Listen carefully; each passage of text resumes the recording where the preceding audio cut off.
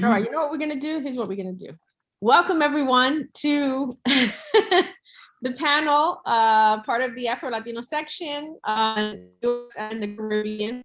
Happy to see friendly faces, new faces.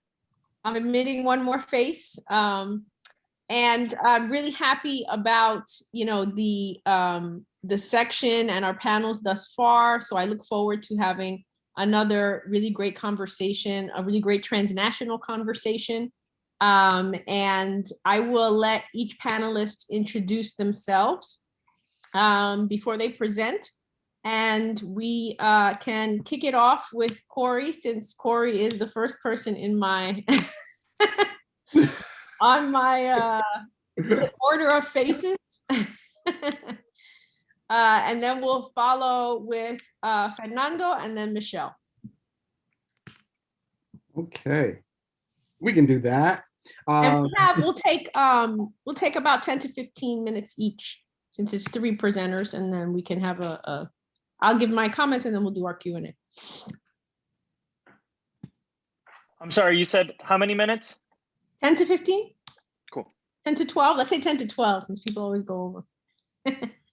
And this is important because the leadership and support staff have asked us to begin on time and to end on time.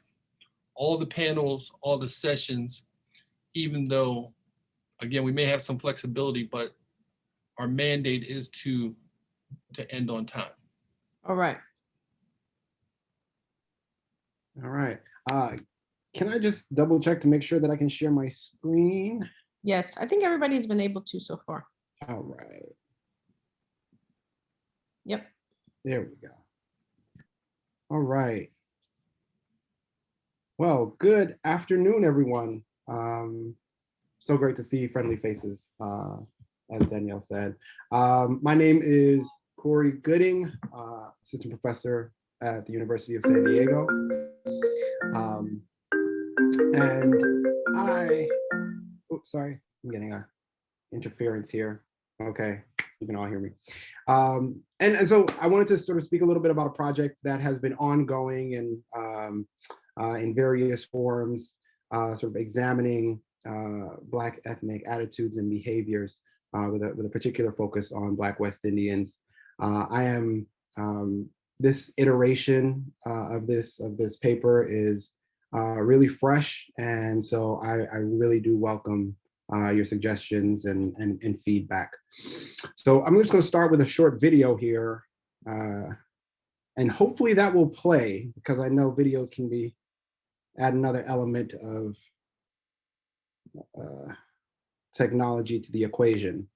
So hopefully you can hear. Oh, actually, let me stop share and then reshare with audio sound. You're a pro. I didn't even know that existed. Oh, sorry. Apologize. There we are. All right, let's see if this will do the trick. Yes, and by the way, what you all know, but most people don't know, unlike the African American community, with notable exceptions, the Latino community is an incredibly diverse community with incredibly different attitudes about different things. You go to Florida, you find a very different attitude about immigration in certain places than you do when you're in Arizona. So it's a very different, a very diverse community. So this was back in sort of early 2020 when candidate Joe Biden was sort of speaking to the National Association of journalists, specifically a Black journalist crowd and Hispanic journalist crowd, and speaking about sort of his understanding of the diversity of these communities. And of course, I'm talking to this audience. It is no secret that his comments, sort of missed an important variable, an important factor, and the fact that, Black opinion and attitudes is actually, very diverse. And in particular, an element of that diversity that I wanted to focus on here is sort of Black immigration, right? And so Black immigrants are approximately 5 million folks in the United States, approximately 10% of the nation's Black population. And this is a sort of rapidly increasing sort of part of not just the immigrant community, but the Black community as well. We've seen a fourfold increase when compared to the number of Black immigrants in 1980 to the sort of contemporary moment. And as we think about this diversity, one of the things that oftentimes gets lost is that the folks who are coming to the United States from a variety of places across particularly the Caribbean, Latin America, and the continent of Africa have extraordinarily different attitudes and different frames of reference for how they come to understand politics and how they come to understand opportunity and systems of power in the United States. And so what I wanted to sort of spend some time and sort of in the course of this project is to think about, I'm focused on West Indians here. And in particular, I want to understand, do West Indians see themselves as targets of racism and xenophobia? Or do they think that they are somehow removed from these systems because of their racial and ethnic identity? Moreover, how does their understanding of racism and xenophobia shape their political attitudes? This is sort of a part of the project that that the literature has not quite come to consensus on, and that there's been some diversity about sort of how we understand Black immigrant attitudes in general and West Indians in particular. Looking at Black attitudes, oftentimes sort of an important point of discussion becomes sort of, or attitudes, political attitudes in the United States more broadly, is this idea that there's a widely held values that are sort of consistent with the American creed, right? And so much of this discussion and these attitudes are rooted in sort of ideas of individualism. And how the individual as sort of operating from a certain place of self-interest, seeking opportunity, hard work and determination gets you ahead, right? But what we know through the work of preeminent scholars like Michael Dawson, Catherine Tate, Haynes Walton, is that Black attitudes do not sort of function in the same kind of way, that racial consciousness in the Black the experience of being a racialized group in the United States serves to produce a kind of collectivism, right? And racial group consciousness. With this racial group consciousness being understood as folks identifying that their fates are linked to others of their racial group, seeing their position in the United States as one that is being subjugated, and then identifying that collective action is the best way of improving that position. However, as we understand this to be the case with respect to sort of Black attitudes more broadly, what we don't quite have a good sense of is sort of how do Black immigrants, and in particular here, I'm focusing on West Indians again, how do they understand their relationship to the racial group, as well as to sort of systems of subjugation and marginalization in the United States.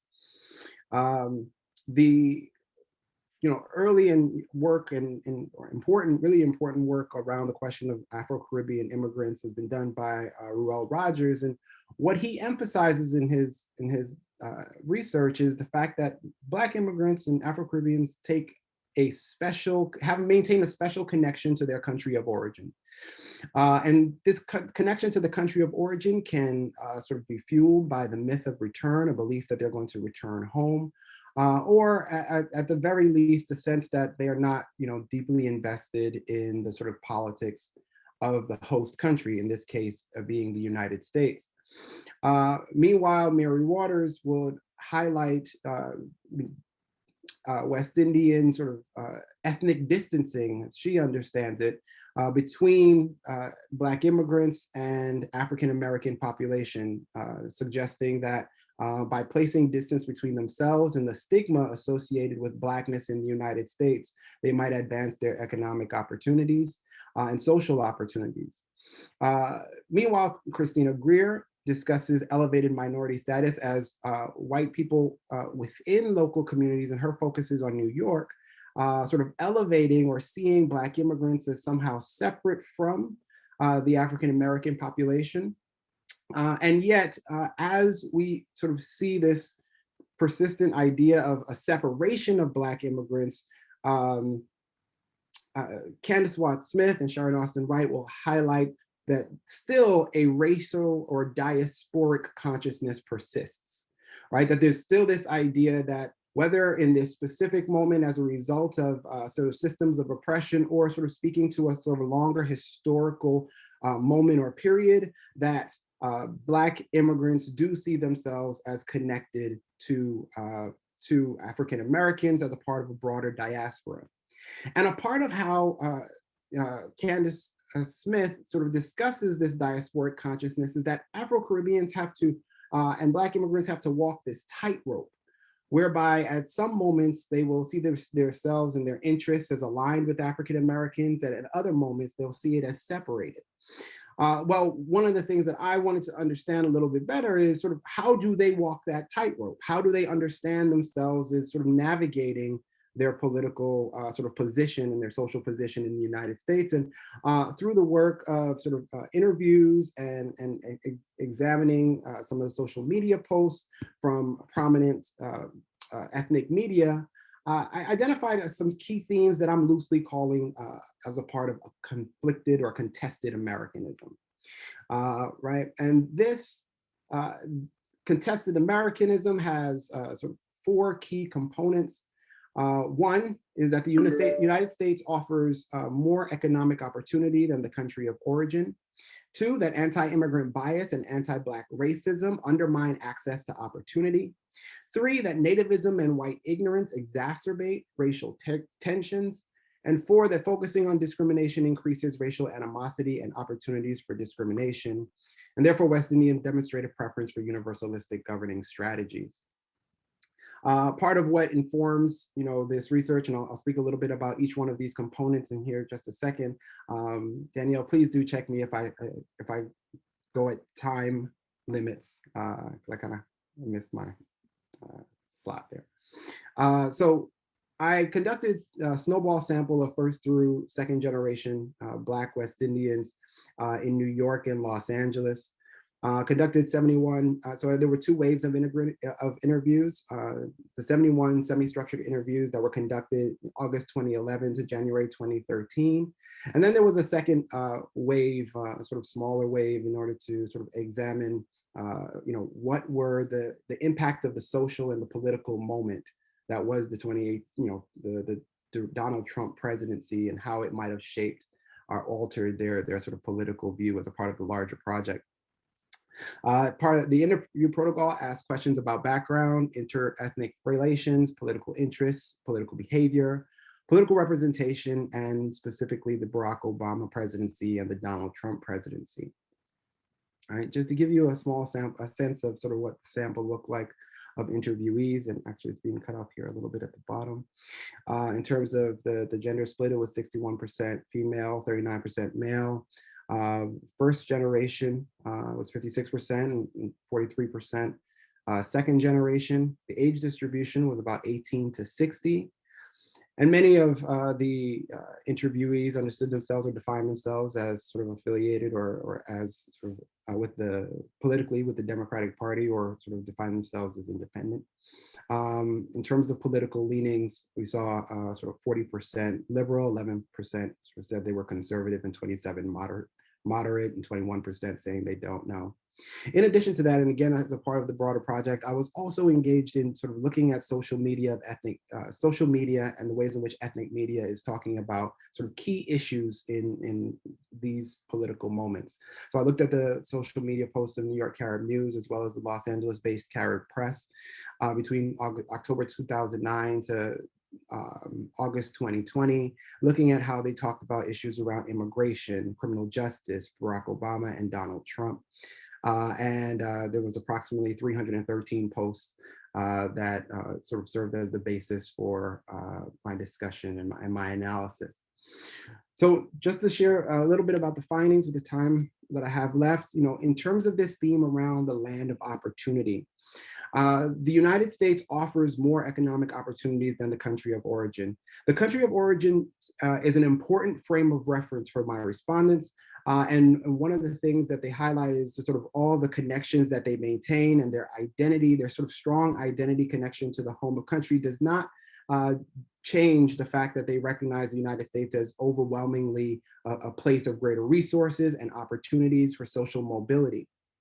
That being said, as they are identifying these sort of opportunities and lifting those up, they are also sort of cognizant of the anti-immigrant bias and anti-Black racism that undermine access to the opportunity.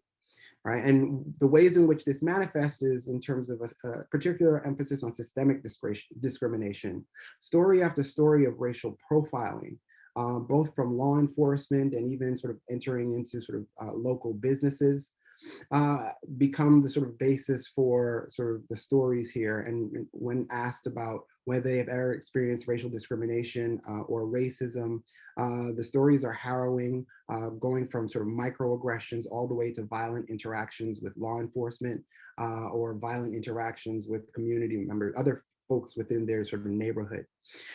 In addition to that, they also highlight the sort of institutional exclusion, right? In the sense that as immigrants, there are systems that are not even willing to sort of consider a different perspective, particularly the education system. They will come into the country and feel as though they're being held back or pulled back because the system doesn't know how to recognize their sort of their advancements and the misalignment between the British and the American educational system. So they'll say that we keep getting pulled back because of our accents or the way we spell color or little things like this. In addition to that, of course, in the context of the Trump administration, there's a sense of racialized targeting that here is where sort of an intersectional analysis becomes really important, because it is not just their race or their immigrant background, but both their race and their immigrant background serves as a place where they feel particularly vulnerable to immigration enforcement. In terms of their relationship to sort of African Americans and whites, they highlight nativism and white ignorance that exacerbate racial tensions. Here they have discussed their interactions with African Americans as to sort of use the language that Nyambi Carter uses, conflicted nativism, where she highlights that in systems of white supremacy, groups who are marginalized are forced to compete amongst one another for limited resources. As a result, this can produce a certain kind of tension between African Americans and Black immigrants, and this tension was sort of lifted up in their discussions and their interviews, as well as a sense of white ignorance or Black ethnic diversity, that white people don't know what to do with Black immigrants. They want to sort of separate them out, and one interviewee in particular talked about a white person trying to be racist towards African Americans with him, and he's like, no, that's not how this works. I'm Black. You're not going to be racist about other Black people with me. Like, we're going to shut this down immediately. And so that can serve as the sort of point of further tensions. Lastly, the sort of governing strategies. And so focusing on discrimination increases racial animosity and opportunities for discrimination, and therefore Afro-Caribbeans demonstrate a preference for colorblind governing strategies. This was evident in their sort of robust sort of commentary, and we see it both in terms of, particularly on the West Coast in the Carib Press, Los Angeles-based paper that will sort of talk about a need to stop sort of emphasizing or placing so much emphasis on racism because it can obstruct and prevent opportunities from being available. But more broadly in the interviews, this sense that a perfect example is the Barack Obama presidency, where he didn't just cater to or dedicate his presidency to representing Black people, but to leading and governing all people. Ultimately, the sort of project seeks to give a better sense of sort of how we might understand the diversity of Black public opinion, because whether you're talking about sort of this was particularly prominent amongst the first generation, the second generation starts to change, and the difference between sort of Black immigrant attitudes and African American attitudes are quite well noted. In addition to that, it complicates and expands the discourse on Black ethnic political attitudes by identifying how some Black immigrants navigate the tightrope of racial and ethnic politics. Lastly, conflicted Americanism helps to explain seemingly divergent findings in previous studies about Black immigrant group consciousness. I'm really excited to hear any thoughts that you have, and hopefully I didn't go too far over time. Back to you, Daniel. Thank you, Cory. Okay, now we are going to have Fernando Tormos-Aponte give his presentation.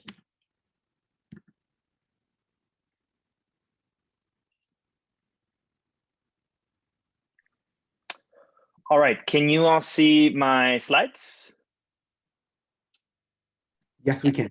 All right, thank you for the verbal confirmation. I wasn't even looking at the screens. Which, are you looking at the presenter view or the Yes. full view? Yes, we are. Presenter view? Let me flip these around. There we go. Better? All right. Okay.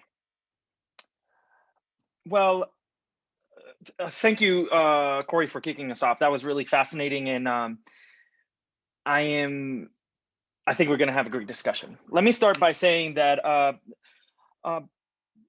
this project is a collaboration with a colleague of mine at the University of Puerto Rico, Rio Piedras, Gustavo Garcia Lopez, and Mary Painter at the University of Missouri, St. Louis. And what we wanted to do with this project is to understand what do governments do when, in times of crisis, they have to make decisions on who to allocate resources for, and particularly in times of disasters, right? So we took the case of the aftermath of Hurricane Maria in 2017 as a really opportune moment for examining who gets prioritized in times of disasters and who elicits greater government responsiveness.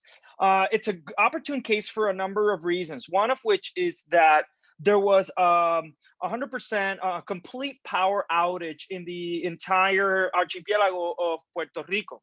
So they had to decide who would they send restoration crews to first. It's a tragic natural experiment, right? And the project, I began doing this project mostly because I was speaking with folks in my family, friends, also monitoring social media, and something kept coming up in these observations. Folks were saying, as while they were without power, they were saying, I'm not getting electricity back anytime soon because I don't live in a privileged neighborhood. My neighborhood is not affluent. My neighborhood is not like inhabited by these like American expats who've resettled there and who've settled there in Puerto Rico. They weren't a ruling party supportive neighborhood. So there were these concerns that government was prioritizing more privileged groups. And these concerns are not unfounded, right? For various reasons. We know this from the literature around disasters and political science, but also as I began to interview folks involved in disaster management and disaster recoveries in Texas, Florida, and Puerto Rico, one thing came out of these interviews that I found was very interesting. An official from an electric utility company in the state of Florida told me something that is somewhat of a kind of like a mantra within the disaster recovery community. He said, if everything is a priority, nothing is a priority. And he made it very clear, yes, we have to have priorities. So I asked, who is the priority? And we know that not everyone is a priority, right? They themselves say that they don't try to prioritize everyone. It wouldn't work. And I can go deeper into these pictures. I would love to. I can also go deeper into the case of Puerto Rico post Maria. This is an image that shows Puerto Rico at night light images of Puerto Rico prior to and after Hurricane Maria. You can see what I call the natural experiment where everybody loses power. Folks, where you see illumination is mostly because these are neighborhoods who had the money to pay for generators, who had the money to pay for diesel to fuel these generators. I'd also love to go deeper into the case of Puerto Rico and its history, but essentially, this was not a disaster that took place in some sort of a social, political, and historical vacuum. It happened in the context of a fiscal crisis with a country that is $70 billion in debt, a political crisis whereby Puerto Ricans do not have any sort of representation in Congress, do not have a vote over their sovereign, which is the president of the United States. And it took place in the context of a humanitarian crisis, right? There were areas that were completely cut off of food and water. There were bottlenecks in the ports. And it happened as a result, the magnitude of the problem was in part a result of a history of neoliberal policies, whereby in years prior to this disaster, there were major austerity cuts for hospitals, emergency management types of infrastructures, including ambulances. There were closures of hospitals, particularly in areas that were not in more privileged sectors. There was a failure to transition away from fossil fuel dependence. There was a massive reduction, almost 50% of the electrical crew workforce was reduced in the interest of pursuing privatization and dismantling what was one of the strongest unions in a very critical sector that had a lot of leverage, because a work stoppage in the electrical sector in solidarity with other sectors was very powerful. And they in fact did that at various points throughout the recent political history of Puerto Rico. And there was a neglect of the aging power grid, and of course, the extreme fossil fuel dependence in Puerto Rico, despite the capabilities for developing alternatives to fossil fuel. I don't want to go too deep into this, but there were various dimensions to this crisis. Communications were down. It became the longest power outage in U.S. history. Various logistical failures, and of course, dependence on foreign oil, or depends on what you consider foreign, but dependence on food imports and outside financial capital. So very few capabilities to address this crisis. But coming back to this original question of who are governments more responsive to in the wake of disasters? If you read a lot of the literature from our colleagues in political science, as well as in other fields, case studies of Hurricane Katrina, you would expect, of course, that predominantly white, affluent, and ruling party supportive neighborhoods weighted less to get power restored. I would also expect this, given my qualitative work prior to doing quantitative work, where I noticed that folks were already on the ground making these observations and claiming that they weren't going to get prioritized because they weren't in any sort of privileged neighborhood or sector. So this was a massive undertaking in terms of trying to get data on energy crew deployments for various reasons that I'm happy to go into. But essentially, utilities don't like to share data that might prove that they didn't do something great. Thankfully, in Puerto Rico, various cases in its legal history have time and time again proven that there have been judges who have interpreted the Constitution as offering constitutional right over any government data that is deemed in the public interest, and they've interpreted this very, very broadly. So time and time again, when investigative journalists and scholars go and sue the government for data, they win and they get the data. I knew this history. I knew these cases. I had friends down there who told me, it could come to this. You might have to sue them. But because there was such recent history of them losing all these cases, I was able to, in my many phone calls over more than 100 days, every day, remind folks in the power authority in Puerto Rico that it was my right to get this data. And after like calling them every day for 100 days, they finally one day gave me the data. I was very excited, very happy. We then had to spend a lot of time cleaning it up, but it consisted of 18,000 crew deployments, electrical crew deployments. This was my measure of government responsiveness in the wake of the hurricane. And we had exact date and location of these crew deployments. And then we accounted for, of course, our key independent variables here. We looked at the CDC as social vulnerability index. We modified it slightly because it is very inaccurate for trying to account for variations of vulnerability within majority and minority regions. I can go into that, but it's terrible for that. So just a word of advice if you're ever trying to assess vulnerability within majority minority communities. And of course, we accounted for, within that vulnerability, we account for gender, race, class, disability, urban density. We also accounted for ruling party affiliation. We, of course, expected that ruling party affiliated neighborhoods would get power back quicker. We accounted for distance to critical infrastructure, which we identified through interviews with government officials who would tell us that these were their priorities.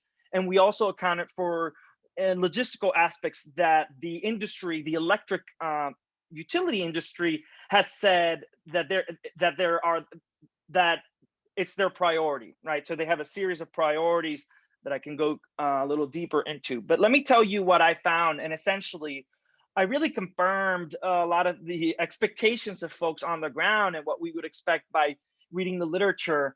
We do observe that ruling party supportive municipalities weighted less for crew assignments, predominantly white neighborhoods weighted less, more affluent neighborhoods weighted less, all the while poor neighborhoods waited longer. We also identified female poverty associated with waiting longer for crew assignments, among other kinds of disadvantages throughout the event. So what do we take from this? One of the things that came out of my interviews with electric utility officials in various states in the United States, as well as in Puerto Rico, was that they kept saying that they did not take race into account. In other words, they had what I call a colorblind restoration or colorblind disaster recovery approach. However, what I argued, as part of this colorblind restoration approach, they argue that their priorities were the economy. They needed to restart the economy, so they want to give power back to pharmaceutical companies that operate out of Puerto Rico. There was a massive IV shortage throughout the entire world because some of the major manufacturers produce all of their IVs in Puerto Rico. So that was a priority. They also have, as an industry, have a priority over assigning crews to lines, to restore lines that would bring the largest amount of customers back into the system. So they call it the density-based approach. And then, of course, proximity to transmission lines was another thing that they mentioned in interviews. What I argued is that by virtue of ignoring race and other aspects of vulnerability and marginalization more generally, they could be, in fact, reproducing long-standing inequalities, existing inequalities. And instead of reproducing this through this colorblind restoration approach, I've called for for an affirmative restoration approach that prioritizes vulnerable communities, eases the burden of powerlessness within these communities. And of course, I recognize that there are investments in what they call grid hardening, which is emergency preparedness, that is also highly unequal, and that there should be more investments of this grid hardening and disaster preparedness more generally in vulnerable and marginalized communities. I also find a lot of inspiration in the work of scholars like Bonilla Silva, who argue that this is just an example, a reflection of the new forms of racism that we are witnessing, whereby we do not necessarily need a bureaucrat that intentionally goes and picks out which are the neighborhoods that might be more white or that might be ruling party affiliated, but rather racism is systemic. It is embedded in the policy designs. It is already embedded in the processes by which these folks restore energy as a standard within their industry, right? So there's nothing illegal, despite the fact that the way in which they do this, I find in other work that I'm currently doing, was related with excess deaths. It was associated with a higher likelihood of dying throughout the hurricane. And of course, this sort of partisan bias that we observe in terms of assigning more disaster resources, disaster recovery resources to ruling party affiliated neighborhoods is a form of clientelism, that I've referred to as climate clientelism, that we should be more attentive to. And I think it could speak to some of the things that we are observing in more recent cases, such as the case of Texas and its recent power outages. But we can expand this and consider inequalities in disaster resource allocations, such as, for instance, vaccine allocations throughout the COVID-19 pandemic and the inequalities that we have observed in regard to that allocation. So I will stop here. I know that I'm at 15 minutes. I welcome questions and our engagement. I'm excited for that. Thank you all for your attention.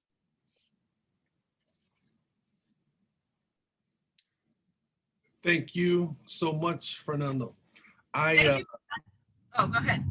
I was going to say, I think Danielle had stepped away, but no, I had an emergency. The person that was supposed to pick up my daughter couldn't go.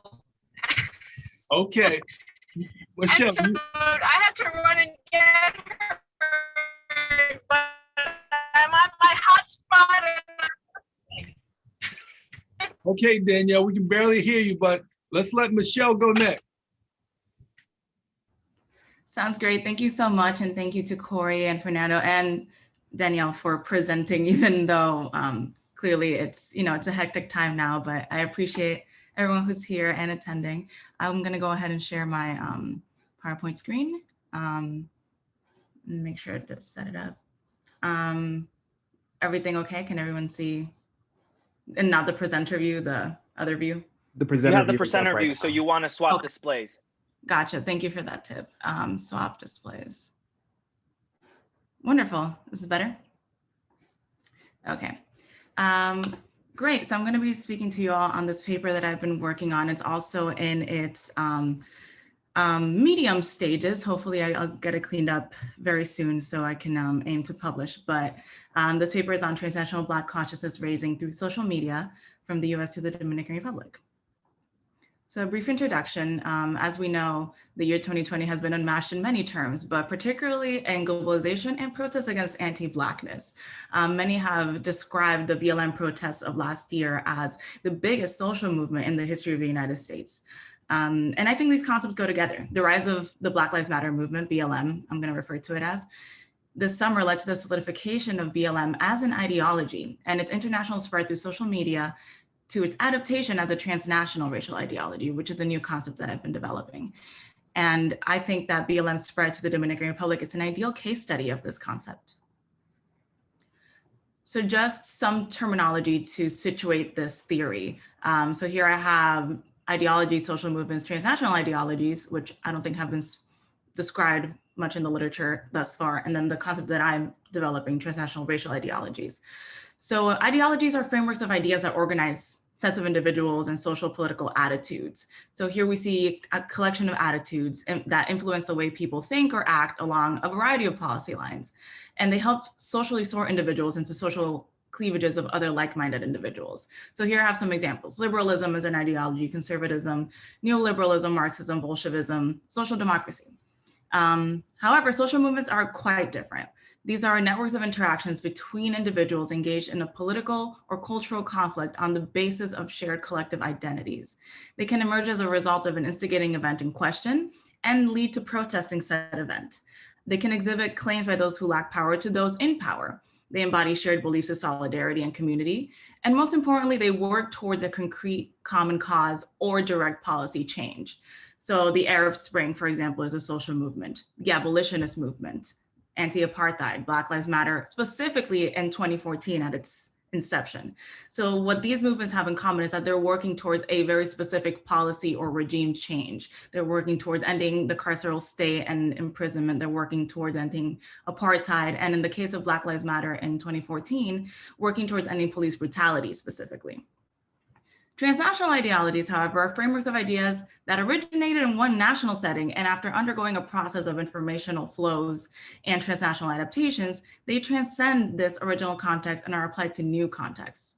So they can be universalizable and applicable in multiple contexts, and they can create dialogue between actors. And unlike social movements, they are not tethered to one specific policy change. So some example of transnational ideologies that I've identified are capitalism, gender equality, queerness, for example. And finally, transnational racial ideologies. This is a transnational ideology regarding race. It applies the original conceptualization of race and racial formation in a new context, while not necessarily erasing the pre-existing notions of race in that new national context. It could promote racial equality and anti-racism. But a big transnational racial ideology that hasn't been studied as such thus far is anti-Blackness. It's probably the first transnational racial ideology. But that's going to be very difficult to study for a lot of reasons, especially because of thousands of confounding variables, because anti-Blackness has been existing since colonialism. So that'll be very hard to study present day. But Black Lives Matter in 2020, again, and its transfer from the US to Dominican Republic, it is the perfect case study, because here we're seeing a global initiative against anti-Blackness and pro-racial justice, again, not tethered to this idea of anti-police brutality only, but now it's a symbol of equality and racial justice. And here's my causal assessment of transnational racial ideologies. How do they come about? So first, that racially instigating event occurs. It's racially discriminatory. And it leads to a set of explanatory variables, such as the visibility of the event, the racial subject matter of the event, whether a social movement ensues or not, whether platforms are used that can transcend borders, such as social media. That's going to be key for my study. Whether the core idea is universalizable, and whether the topic discussed in social media is discussed in multiple languages. And there are a set of mediating variables.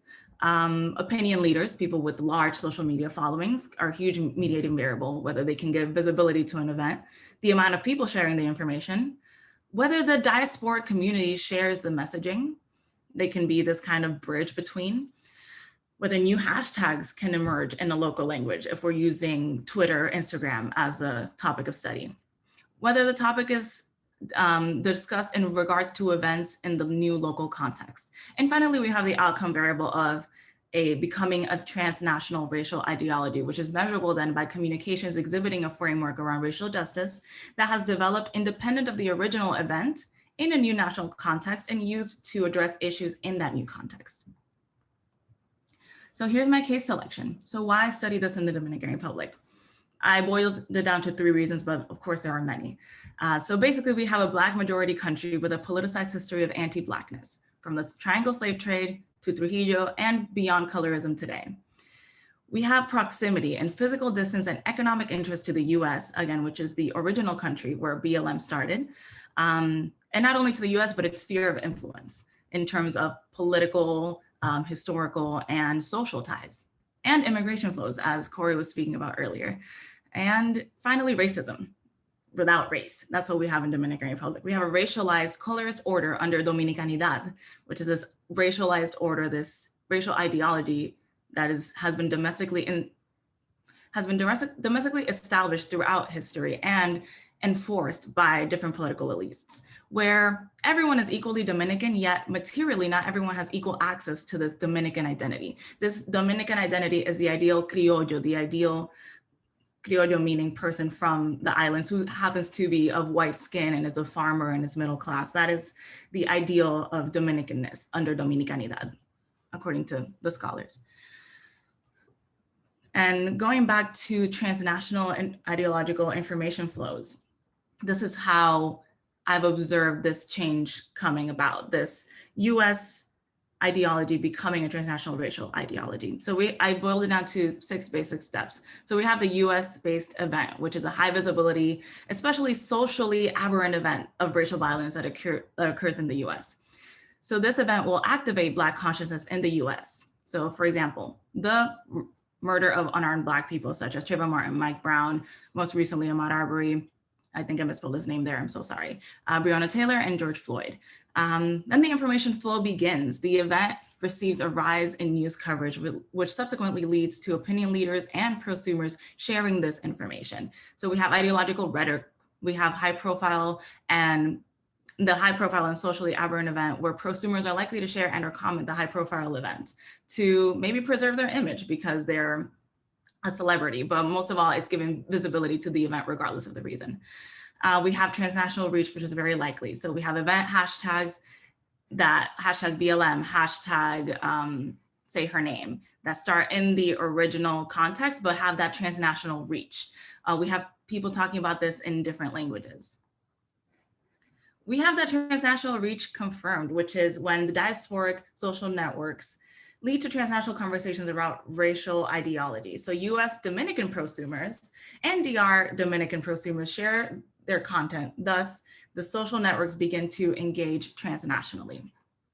So this ideological framework maintains the original US context. It's talking about the original US event in the new context, not yet transnationally discussing issues of race in Dominican Republic using the US language and the US ideology.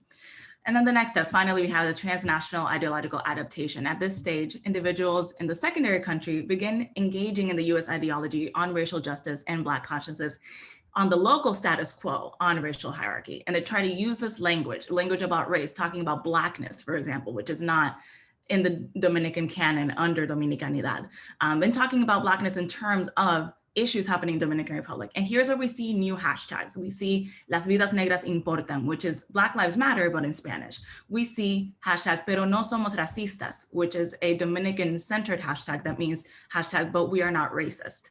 And that is to spark conversation around Black denial in Dominican Republic. And finally, we have the diasporic ideological exchange that can happen alongside the transnational ideological adaptation, where the diasporic sentiment is activated and the diasporic community, Dominican Americans and Dominicans, engage in conversations about race transnationally and discussing colorism and anti-Blackness in the community. So here's my data. I studied a sample of 500 tweets containing the hashtag Pero No Somos Racistas, hashtag But We Are Not Racist. And they were mined and analyzed using qualitative data coding and in-depth reading by me. So in this qualitative data analysis, I saw discussions regarding the need for a conversation around race and racism within the Dominican diaspora. So these are in Spanish, but for example, some of them are saying, we're sharing our own experiences against Blackness under the ironic hashtag But We're Not Racist. And these are direct quotes, mind you. Because the hashtag But We Are Not Racist will never be out of style in Dominican Republic. And this one is in English. I'm so proud of Dominicans. They got inspired by hashtag Black Lives Matter and are trending in our country. And this trend started on the 57th anniversary of the execution of Rafael Leonidas Trujillo, Dominican dictator who spent 31 years ruling and killing Haitians. So here we see this connection to Dominican context and Dominican history under the transnational racial ideology of BLM. We also see people using this hashtag as a social movement and a call to action around specifically racially charged events that happen in Dominican Republic. There was a counter protest in Dominican Republic where neo-Nazis in Dominican Republic were protesting against folks that were supporting BLM in Dominican Republic. And the BLM group, a lot of those members were arrested. So here we see a tweet. They arrested our partner Maribel Núñez and Ana Belique during the peaceful anti-racist demonstration that happened in El Parque de la Independencia, which is a big park in Santo Domingo. Another tweet, justifying racism that happened at the park with COVID is also racism. And finally, as Black people around the world rise up against white supremacy, neo-Nazis in the Dominican Republic are openly threatening Black activists. So again, we're seeing this hashtag also be used as a social movement itself. We're also seeing anecdotes detailing the specific brand of Dominican intercommunity colorism and Black denial. Just to not read all of them, maybe we'll pick out 3. So for example, one of them is like, look at that fro, but using a derogative term for Afro. Are you broke that you can't go to the hair salon? another one. Dominicans really go as far as to credit their love for drums to rhythm rather than our African roots. Another one. The day that my grandmother told my brother that he couldn't have kids with his girlfriend because she's Black and that would ruin our race. So here we see a moment to discuss the anti-Blackness and Black denial within the community under the specific hashtag, again, using language from the racial ideology from BLM in the Dominican Republic. And one last slide of data. We have Dominican context-specific discussions around anti-Haitian sentiment that is rooted in anti-Blackness, yet until now is shrouded in nationalism. So for example, you've never seen one of these patriots, again, people who condemned illegal immigration from Haiti. You never see one of these patriots asking a Chinese immigrant or a gringo, an American immigrant, for their papers. Oh, please don't leave your natural hair. You're gonna look like a Haitian. And here's one in English. Dominicans learn to hate their Blackness and Haitians, their Black neighbors, from an early age. This mindset is taught. And one last one, Dominicans will support BLM and will turn around and make Haitians and Black Dominicans the butt of their jokes, but y'all ain't ready for that conversation. But it seems that Dominicans are ready for this conversation. They are having this conversation as we speak. And this is only a sample of 500 tweets that I pulled out from June to October of last year. So this is a very exciting moment where we're seeing the spread of this racial ideology around justice, around racial justice and equality, using language that isn't home language to the Dominican Republic, but adapting it to the local context. So as I end here, the concept of TRIs is important for understanding how Black consciousness can transcend borders. And in the era of social media, the impact of diasporic community and social network cannot be ignored within the studies of race and ethnicity. And finally, online platforms are slowly becoming the new oral history. Individuals communicate experiences and connect to forge social movements and ideology and to heal ancestral trauma. And these are my references. And thank you so much. Thank you so much, Michelle. In the middle of this whole thing, I had to run and pick up my daughter because some lines were crossed. And so I had the panel in my front seat while I was driving to go get her. So that was the craziness, but I heard everything. So thank you all for your contributions. I will give some quick comments because I want us really to be able to have a conversation and we don't have a whole lot of time. So I will just go over a few things and I to those who sent me papers, I can, send more detailed comments back via email. So I was thinking for Cory's presentation. So in the beginning, I really was interested in thinking about, Candace Watt-Smith says that we see consciousness in different moments and different modes. And so I'm wondering if you could maybe elaborate, it doesn't have to be here, maybe just, as you're writing, elaborate on what exactly those moments are. And so, for the stuff that I've been doing with Black Cubans, it seems to be that, when Biden comes out and says, the Black community is not diverse, we all kind of attack and go on the defensive. But at the same time, maybe we should interrogate whether he's right or not in its diversity. Obviously, the Black community is diverse, but are Black folks that are not Black Americans still voting Democrat in the same numbers and still thinking about their support for Biden in the same way? And so can we acknowledge the diversity, right? And I'm kind of, trying to, challenge, but can we acknowledge the diversity within the Black communities, but also say that, there are still folks that are going to vote Democrat far more often than not. And essentially with Black Cubans, that's what I found, that there's so many differences as far as political attitudes and Black consciousness, but at the end of the day, everybody went out to vote for Barack Obama. And so, kind of what are the moments and where do we find them? And I guess why?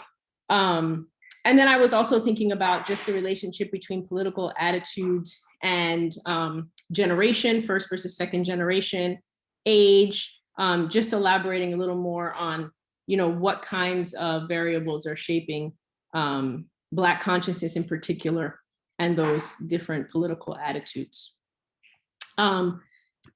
Okay, for Fernando. So my first question is, does the fact that poor, more underprivileged areas are not priorities only further this argument that it's class and not race, right? Is it doing, did the disaster not help in, trying to really parse out the effects of racism in Puerto Rico? Because we all struggle, throughout Latin America with this argument, right? It's class, it's not race. And so I'm wondering if the disaster reinforced that. And maybe if you could talk a little bit more about, in the interviews, what Black Puerto Ricans really thought about the response, and did they feel like, it's because, that race, right, is a factor here, or was it just class? Because I can just kind of imagine that a lot of the narrative was about class and not race, and really trying to kind of think about how that fits in to this larger narrative that we're always trying to challenge. And then lastly, for Michelle, I'm really excited about this project because, as we saw the Black Lives Matter protests, explode in Brazil, in Dominican Republic, in Puerto Rico, in Cuba, it was really exciting. And so I think that, talking about anti-Blackness in the Dominican Republic juxtaposed with this idea that Black Lives Matter did travel to the Dominican Republic can kind of push against this idea that, Black Dominicans don't have, any racial consciousness, right? That they don't want to be Black. And really it provides a kind of framework for you to be able to talk about racial consciousness in the Dominican Republic. And so I'm really interested in more of that. And I was wondering if you talked to folks that were involved in some of those protests to see kind of where they are, in challenge to the folks that are, talking about issues of anti-Blackness. And then I'm also wondering if you found that it was actually the Black Lives Matter movement that increased social movement activity in the Dominican Republic. So like, was it folks that were already involved organizationally that then responded to Black Lives Matter, or did this Black Lives Matter global movement really push a kind of increase in awareness and in activity in the DR? Okay, so I'll stop there. I don't know are there other questions, and maybe we can, I don't want them to spend all this time on my questions and then nobody else gets to ask. So are there other questions? Yes. Hi, yes, my question was for Cory. I was curious because you mentioned that one of the reasons why the West Indian immigrants preferred colorblind policies is that they felt like when there were specific, race or anti-discrimination policies, that this sort of made matters worse for them, and that they preferred that in terms of their immigrant status and the things that helped them, colorblind policies actually worked better for them. And I was wondering if the question of whether or not specifically talking about anti-discrimination, does this also work out worse for non-immigrant Black people? Like, is this something that is specifically worse for immigrant Black people, or does this have a negative effect on non-immigrant Blacks as well?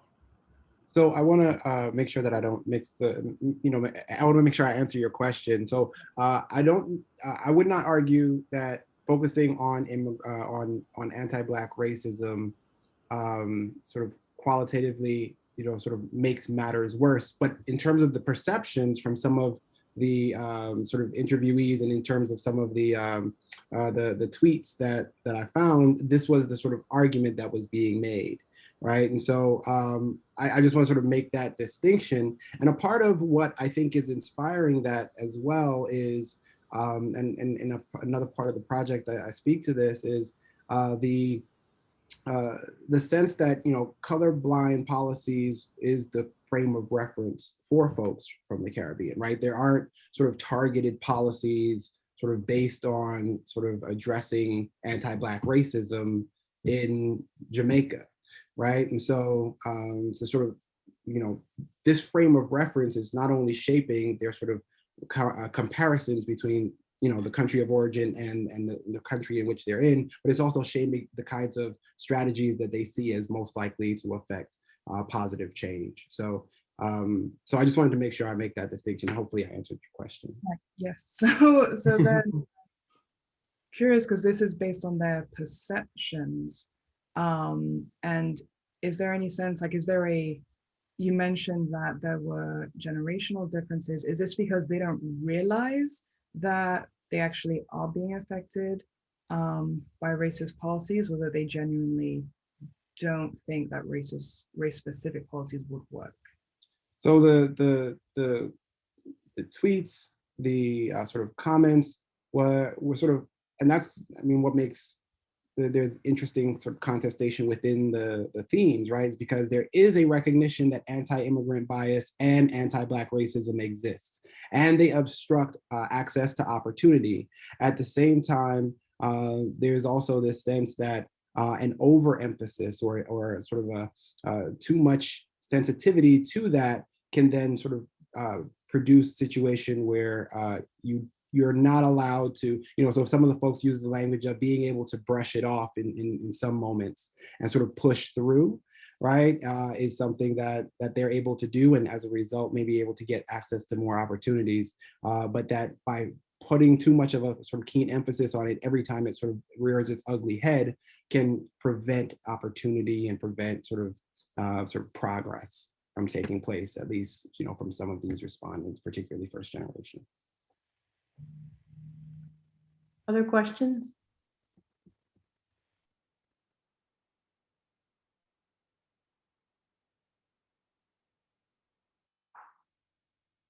Okay, well, if not, we can discuss mine.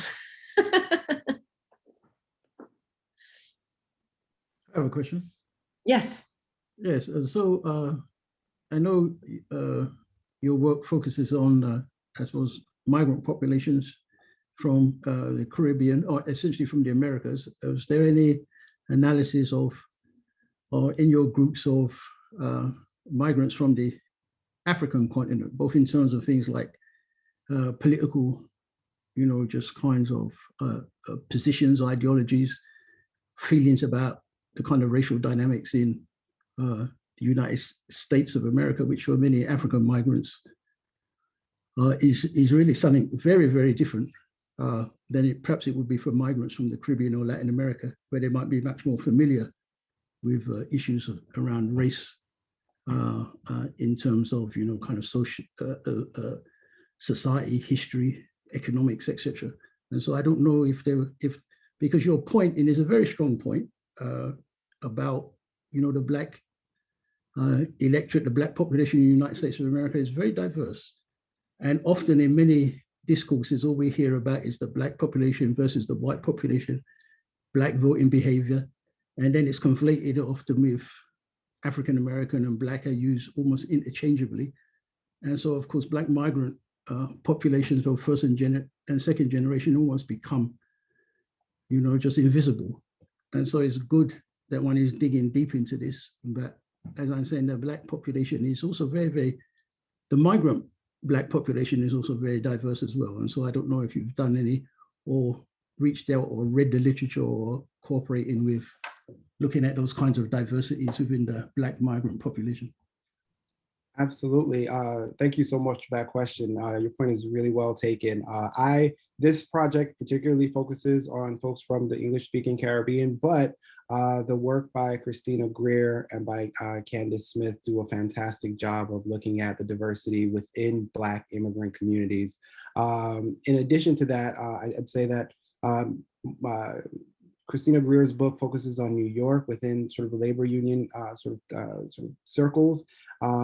Candace Smith's sort of work is a little bit more sort of broad in terms of sort of looking at a national sample, and still yet some of the work by Sharon Austin Wright looks at different locations in the United States, which I think oftentimes gets missed as well, right? The sense that not only are we dealing with different groups and different populations, but what is happening in places like Boston is not the same thing as New York or Florida. So yes, that is a sort of excellent point. However, this project doesn't necessarily focus on sort of a multitude of groups in that way. Thank you.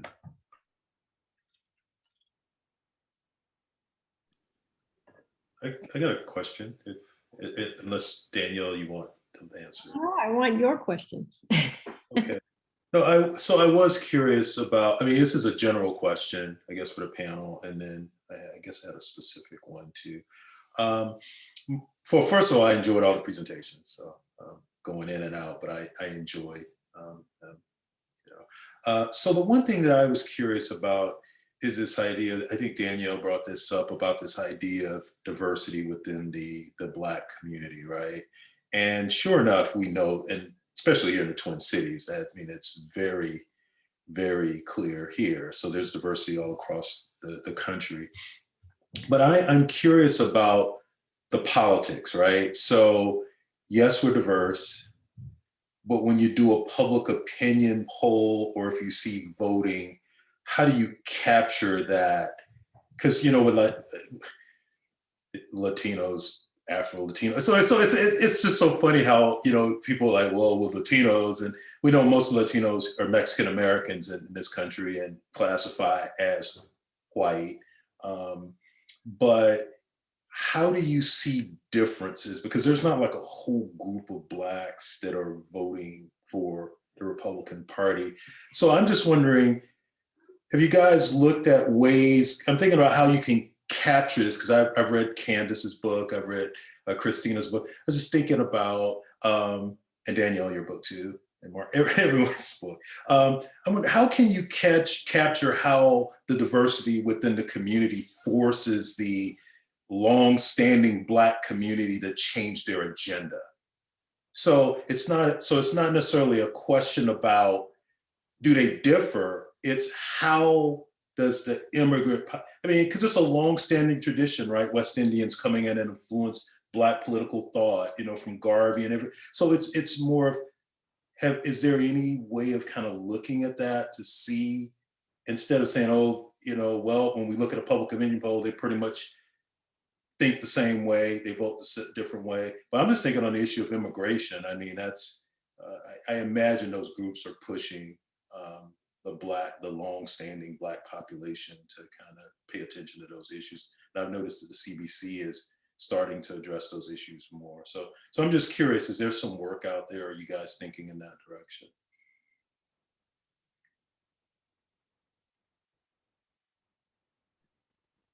Or is it just a totally off the wall question? No, I think that's a great question.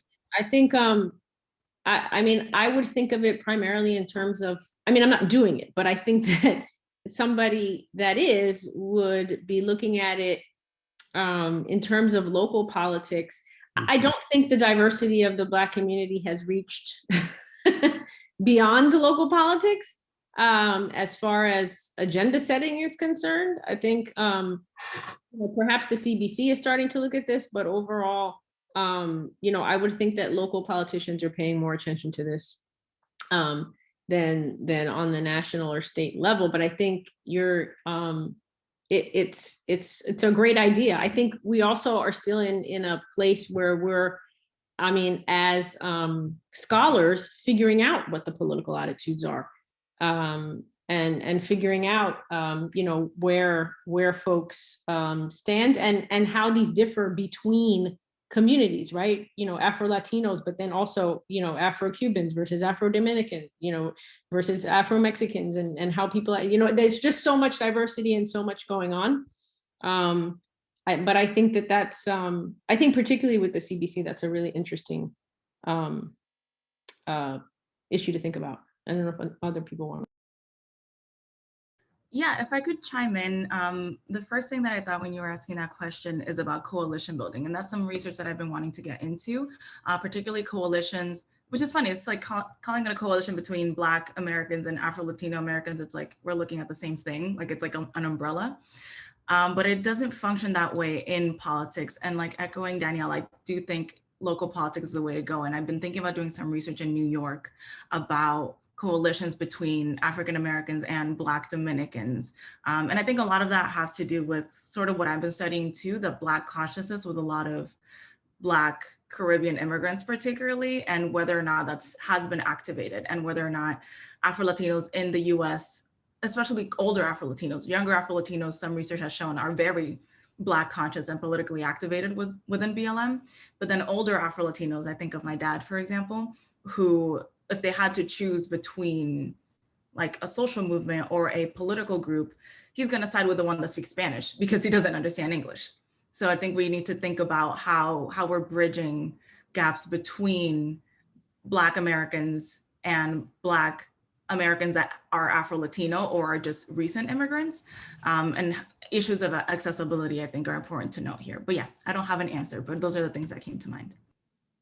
Just to add on to, I agree with everything that was just been said. I wanted to add that there are organizations, for example, advocacy organizations like the Black Alliance for Just Immigration that has been doing that work as well, and trying to sort of move Black immigrants out of the periphery and towards a sort of national conversation, both in the context of Black Lives Matter, but also in terms of sort of their policy goals and across the nation. So that's been one other site.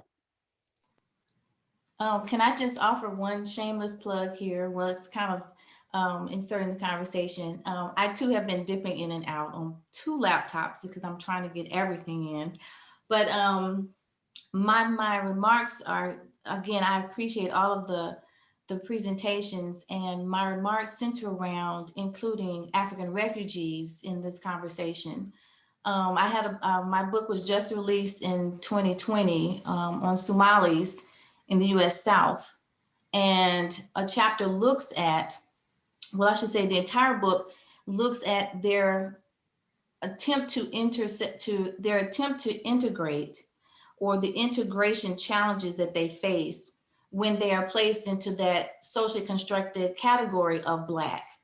And I think even when we talk about the diverse communities within or under that category of Black, sometimes refugees are also left out of that conversation, or they are blended into the immigrant or immigration conversation. And we know that the process of them arriving in, again, just from a US perspective, the process of them arriving here is different. Not to say that it's any less traumatic, but I just wanted to kind of insert that as part of the conversation as well, to think about refugees. Because when you mentioned Cory Baji, they do a lot of work, and I have worked a lot with them here in Georgia with African refugees, particularly Somalis, who are just, yeah.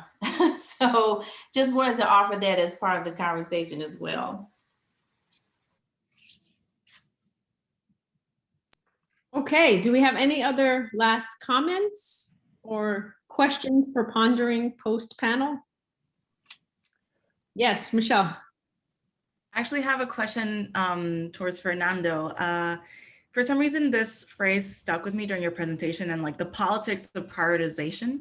And then that combined with Danielle's question on what is it, race or class? And it makes me think like which kinds of bodies are prioritized in any kind of relief policy whenever any kind of emergency happens. And I think there's a chance for you to maybe, or you can tell me whether you have juxtaposed this with the response to Hurricane Katrina in Louisiana and how Black Americans in that case were mostly affected. And maybe you can maybe like build that bridge between race, class, and the intersection of race and class and the issue of being prioritized.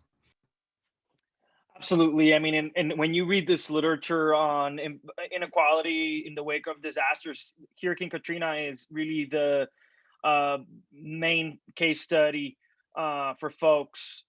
There are, of course, subsequent studies, but everybody comes back to the case of Katrina. And I think what I was trying to do with this study is to show that sometimes there are kinds of inequalities that may have life and death implications, but that are not necessarily very visible to us, either because there's no coverage or because it's through small cumulative administrative decisions. And when we think about what is a social structure and how do we find conditions of domination and racial oppression, among other kinds of oppression, you know, we've seen scholars make the argument that it is the result of accumulated actions that are often intended and unintended actions that produce these conditions. So that's why we wanted to highlight how these small, what seemingly small bureaucratic decisions are nevertheless very impactful, and that they do not need to be racially conscious in order to be racist.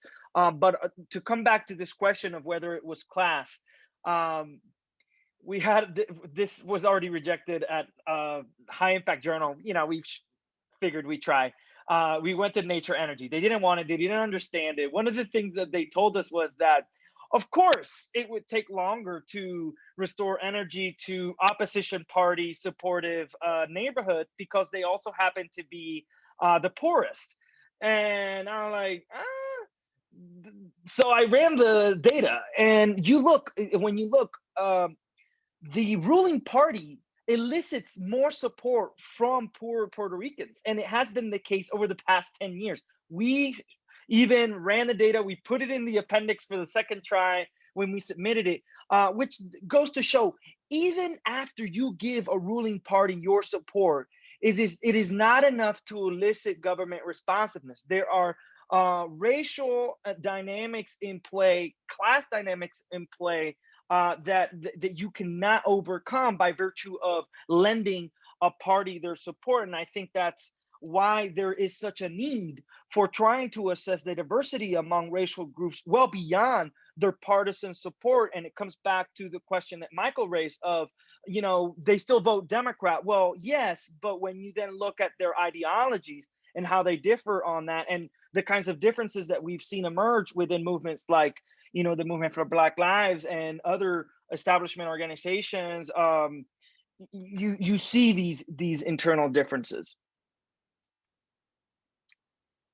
And Michelle, I loved your presentation, by the way, and I was thinking of another case of, and there's some already great work on this, but that perhaps could be an extension of that work and a contribution to that work is the adoption and the use of intersectionality in places like Puerto Rico and the Dominican Republic. And I think particularly of the case of an organization that I followed and co-authored with one of their founders, the Colectiva Feminista en Construcción, where, you know, they made this effort to both continue to engage with decolonial theory that is coming from the global South, as well as Black feminism from the United States. And it has traveled very nicely in that context, where the lines of is it domestic or foreign are blurred, including by the Supreme Court of the United States, among other instances of government and other sectors of civil society. So I think that could be a really great extension of what I think is a great project. Really enjoyed it. No, thank you so, first of all, thank you so much. I really appreciate that, because I mean, this is very near and dear to my heart. I'm Dominican. I don't know if that kind of came out in the conversation, but yeah, and it's something interesting that it's like, it's funny because Danielle mentioned that we always hear Dominicans being, rightfully so for a lot of us, the butt of jokes of like, Dominicans are racist, but they're Black, haha.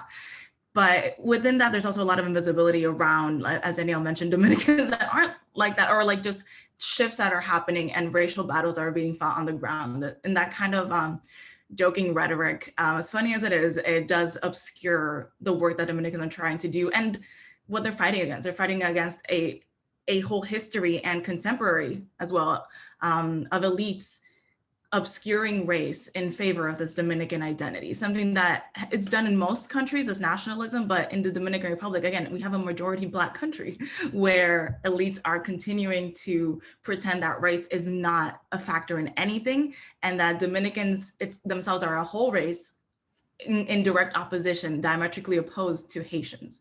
And Haitians are their own race, and Haitians are the Black ones. Haitians are the voodoo. Haitians are the savages, as Dominicans would say. Dominicans are the Catholics. Dominicans are the Spaniards. Dominicans are, so it's like, this is what we're fighting against. So it's gonna take a lot to get through this. So I really appreciate looking at Colectiva Feminista en Construcción and actually give them a little follow on social media, and I see their posts all the time. And I think that's a great way to connect, because I think a lot of BLM protests in Puerto Rico fared much better than the ones in Dominican Republic and got much more attention, and there were, yeah, and they had more support at least, and there was more of a dialogue around it. Whereas in DR, the dialogue has to start at, wait a minute, are we Black or not?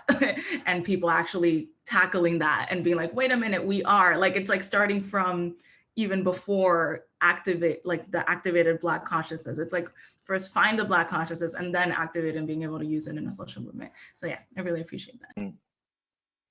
I know we're over, Danielle, but you raised a really great question, and it's this question about looking at Dominicans. I won't be able to address that question specifically because I didn't look. No, I agree, but the CDC vulnerability index, which we are using even in Republican states to allocate vaccines, is remarkably inadequate for assessing vulnerability within racial groups, right? So, we know that not all Latinos, for instance, are equally vulnerable to issue like COVID-19. But the way in which the CDC vulnerability index looks at racial vulnerability and ethnic vulnerability particularly, is that if you check any box of minority status in the census, you're vulnerable, right? But you could make a case in places like Miami or in Puerto Rico that not every Latino is equally vulnerable to COVID-19.